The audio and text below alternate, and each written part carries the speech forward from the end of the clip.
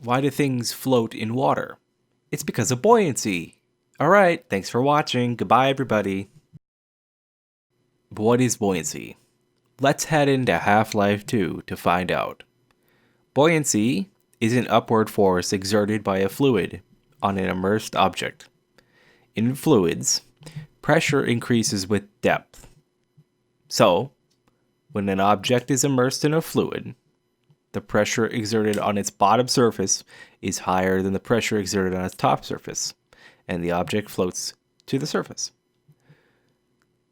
The barrels float because the water the barrel moves weighs more or equal to the mass of the object that is below the waterline. This is actually the same principle that explains why a ship floats.